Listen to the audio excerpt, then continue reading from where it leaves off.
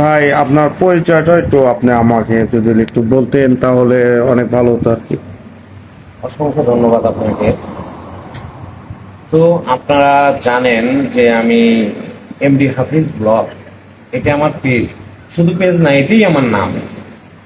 আমার সার্টিফিকেটে আছে মোহাম্মদ হাফিজুর রহমান হাফিজ, ওইটাই সংক্ষেপে এমডি হাফিজ ব্লগ। আপনারা জানেন যে আমি কিন্তু বর্তমানে সোশ্যাল মিডিয়া নিয়ে কাজ করি, 2টা পেজ এবং একটা ইউটিউব চ্যানেল আছে। মানবিক কাজ করে থাকি আমি। আচ্ছা আচ্ছা।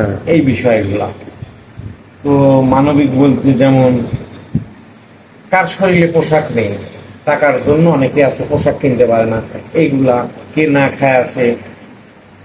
চেষ্টা করি মাত্র, আমি ক্ষুদ্র মানুষ, আমি কিন্তু সবকিছু যে দিতে পারবো তা না, কিন্তু একটা মানুষে অন্তত এক উত্তম পেট ভরে খাওয়াতে পারবো, এই ক্ষমতা আল্লাহ তাআলা আমার দিচ্ছে। আচ্ছা আচ্ছা। এইভাবেই আর কি। আচ্ছা ভাই, আমি আর একটা প্রশ্ন করতে চাই। জি বলেন। আমরা জেনেছি যে আপনি বিগত দিনে আপনি হচ্ছে একটা জব করতেন, একটা মানে সরকারি জব হ্যাঁ, করতেন। আপনি যেটা বলতে চাচ্ছেন হ্যাঁ। আমি বুঝতে পেরেছি। তো আমার আমি 2006 সালে এসএসসি পাস করি। করার পর আমি সেনাবাহিনীতে যাই, বাংলাদেশ সেনাবাহিনী armoured core Bogura B block, যেটা আর কি আর্মাড সেন্টার। আমি সেন্টারে ভর্তি ছিলাম ওই সময়। তো যাই হোক, ঢুকলাম, এটা অনেক কাহিনী, সংক্ষেপে বলি। আসলে আমার ভালো লাগে নাই, প্রথমত যে ওখানে নিজের স্বাধীনতা নাই, পরিশ্রম করতে হয়, সম্মান আছে।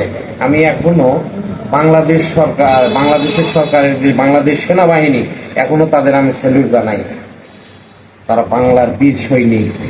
আমরা যখন রাতে ঘুমিয়ে যাই, এই বীর সৈনিকেরা কি করে জানেন?